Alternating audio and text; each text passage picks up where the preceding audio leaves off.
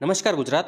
આજના મુખ્ય સમાચાર પર નજર કરીએ તો ચાંદીએ કરી નાખ્યું તો અનાથ દીકરીઓને મળશે 2 લાખ રૂપિયા, તો બાળકોને 36,000 રૂપિયા મળવાના છે. તો ખેડૂતો માટે આવી ગયા ખાસ સમાચાર. તો માત્ર 2 રૂપિયામાં 15 લાખ રૂપિયાનો ફાયદો, તો નવા વર્ષે સામાન્ય વર્ગને ફાયદો. અને મિત્રો જાણીશું આજના 15 મોટા સમાચાર. એ પહેલા ગુજરાતના જે પણ મિત્રો આપણી આ યુટ્યુબ ચેનલમાં નવા છે તેમને વિનંતી કરીશ કે આપણી આ ચેનલને સબસ્ક્રાઇબ કરી લે, જેથી કરીને મિત્રો દિવસભરના કામના અને લોકોપયોગી સમાચાર તમને આપણી આ ચેનલના માધ્યમથી સૌથી પહેલા મળી જાય. તો મિત્રો વાત કરીએ આજના સૌથી પહેલા સમાચારને લઈને.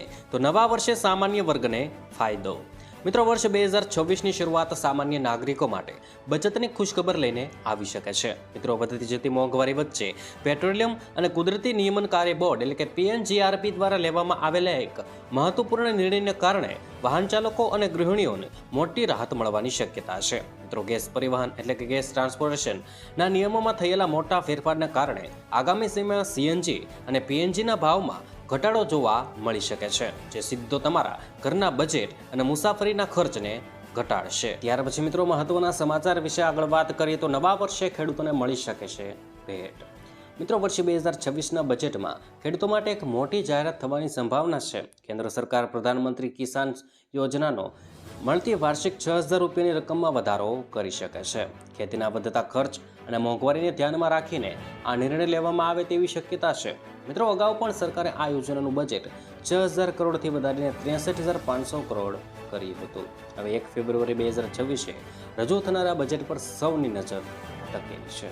ત્યાર પછી મિત્રો મહત્વના સમાચાર વિશે આગળ વાત કરીએ તો માત્ર 2 રૂપિયામાં મેળવો 15 લાખ રૂપિયાનો વીમો. મિત્રો ભારતીય ટપાલ વિભાગે ઇન્ડિયન પોસ્ટ પેમેન્ટ બેંક મારફતે એટલે કે IPPB દ્વારા આર્થિક સાથી નામની એક અકસ્માત સુરક્ષા વીમા યોજના લોન્ચ કરી છે. આ યોજનાના વાર્ષિક માત્ર 550 રૂપિયાના પ્રીમિયમ પર 10 લાખ અને 750 રૂપિયાના પ્રીમિયમ પર 15 લાખનું વીમા કવરેજ મળે છે. 65 વર્ષ સુધીના નાગરિકો આ યોજનાનો લાભ લઈ શકે છે, અને જેમાં અકસ્માતના કારણે હોસ્પિટલ ખર્ચ માટે 1 લાખ રૂપિયા સુધીની સહાય, જ્યારે મિત્રો દરરોજના 2,000ની રોકડ સુવિધા અને વાર્ષિક મફત હેલ્થ ચેકઅપ પણ સામેલ છે. ત્યારબાદ મિત્રો મહત્વના સમાચાર વિશે આગળ વાત કરીએ તો ચાંદીના ભાવમાં ઐતિહાસિક ભૂકંપ. મિત્રો સોમવારના રોજ ચાંદીના ભાવમાં ઐતિહાસિક ઉછાળો જોવા મળ્યો છે. MCX પર ચાંદીના કિંમત પ્રથમ વખત 2,50,000ના સ્તરને વટાવી ગઈ છે. મિત્રો વૈશ્વિક બજારમાં ચાંદીનો ભાવ પ્રથમ વખત $80 પ્રતિ ઓન્સને પાર પહોંચતા ભારતીય બજારમાં પણ તેની મોટી અસર જોવા મળી છે.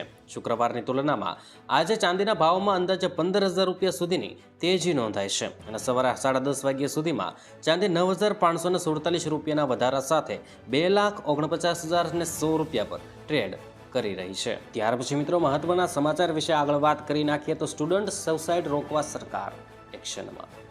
મિત્રો વિદ્યાર્થીઓના વધતા આત્મહત્યાના કેસોને લઈ સરકારના નવા દિશા નિર્દેશ જાહેર કરવામાં આવ્યો છે. તમામ કોલેજો અને યુનિવર્સિટીમાં મેન્ટલ હેલ્થ પોલિસીનું ફરજિયાત પાલન કરવું પડશે. વિદ્યાર્થીઓ માટે નિયમિત કાઉન્સેલિંગ કરવા સૂચના આપવામાં આવી છે, જ્યારે મિત્રો દર 100 વિદ્યાર્થીઓ માટે એક કાઉન્સિલ રાખવાનો નિયમ કરવામાં આવ્યો છે. ખાનગી કોચિંગમાં પરફોર્મન્સના આધારે ભેદભાવ પર પ્રતિબંધ મૂકવામાં આવ્યો છે.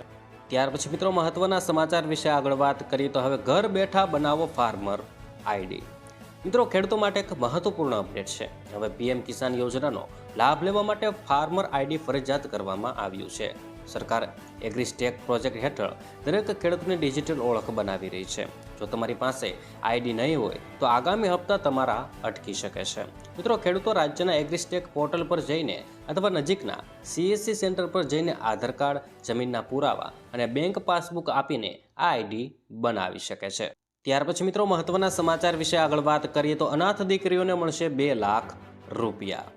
મિત્રો મુખ્યમંત્રી બાળ સેવા યોજના હેઠળ જે બાળકીના માતા પિતાનું અવસાન થયું હોય તેમને લગ્ન સમયે સરકાર 2 લાખ રૂપિયાની આર્થિક સહાય આપે છે.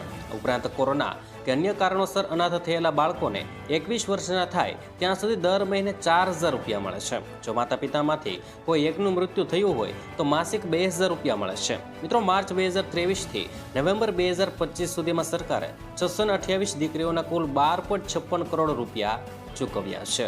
ત્યાર પછી મિત્રો મહત્વના સમાચાર વિશે આગળ વાત કરીએ તો રેલવેમાં 22,000 જગ્યાઓ માટે ભરતી. મિત્રો રેલવે ભરતી બોર્ડ દ્વારા ગ્રુપ D લેવલ 1ની 22,000 જેટલી જગ્યાઓ માટે ભરતીની જાહેરાત કરવામાં આવી છે, જેમાં ટ્રેક અને પોઇન્ટ્સમેન જેવા વિવિધ ટેકનિકલ અને નોન ટેકનિકલ પદો સામેલ છે. 10 પાસ કે આઈટીઆઈ ધરાવતા ઉમેદવારો 21 જાન્યુઆરી 2026થી 22 ફેબ્રુઆરી 2026 સુધી ઓનલાઈન અરજી કરી શકશે. મિત્રો વયમર્યાદા 18 થી 36 વર્ષ નક્કી કરવામાં આવી છે અને પસંદગી કમ્પ્યુટર બેઝ ટેસ્ટ એટલે કે સીબીટી અને ફિઝિકલ ટેસ્ટના આધારે રહેવાની છે. ત્યાર પછી મિત્રો મહત્વના સમાચાર વિશે આગળ વાત કરીએ તો 2 લાખ સુધીના દેવા માફ. મિત્રો એક માહિતી અનુસાર ગુજરાતની અંદર કુલ 53,20,626 ખેડૂતો આ યાદીમાં નોંધાયેલા છે. તેમાંથી 37,28,639 ખેડૂતોએ 2022 અને 23 વર્ષ દરમિયાન એટલે કે 31મી જાન્યુઆરી 2023ની સ્થિતિ સુધી એટલે કે માત્ર 10 માસમાં કૃષિ માટે કુલ 98,285 કરોડની લોન લીધી હતી. મિત્રો ભલે દરેક ખેડૂતે વધતા ઓછા પ્રમાણમાં ખેતી માટે લોન લીધી હશે, પરંતુ તેનો સીધો અર્થ એ થાય છે કે ગુજરાતના દરેક ખેડૂતો માટે 2,63,595 રૂપિયાનું દેવું છે. આમ સતત વધતી મોંઘવારીને કારણે ખેડૂતો દિવસે ને દિવસે દેવાદાર બનતો જાય છે. જ્યારે તેલંગાણાની સરકારે ખેડૂતોનું 1 લાખ રૂપિયાનું દેવું માફ કરી નાખ્યું છે અને જેના કારણે ગુજરાતમાં દેવા માફીનો મુદ્દો ફરી એકવાર ચર્ચાનો વિષય બન્યો છે. મિત્રો સરકાર ખેડૂતોના માત્ર 2 લાખ સુધીનું દેવું માફ કરે તો પણ 90% ખેડૂતો દેવા મુક્ત થઈ શકે છે. ગુજરાતના લાખો ખેડૂતોને આ દેવાના ભારમાંથી મુક્તિ મળી શકે છે. મિત્રો તમારું શું કહેવું છે? ગુજરાતના ખેડૂતોના દેવા માફ થવા જોઈએ કે નહીં? અમને કોમેન્ટ બોક્સમાં લખીને જણાવી દેજો. ત્યાર પછી મિત્રો મહત્વના સમાચાર વિશે આગળ વાત કરીએ તો પાન કાર્ડ, રેશન કાર્ડ અને એલપીજીના નવા નિયમો. મિત્રો 1 જાન્યુઆરી 2026થી નાણાકીય નિયમોમાં મહત્વના ફેરફાર થશે. જો પાન કાર્ડને આધાર કાર્ડ સાથે લિંક અને રેશન કાર્ડનું કેવાયસી નહીં કરાવ્યું હોય તો આ સુવિધાઓ તમારી બંધ થઈ શકે છે.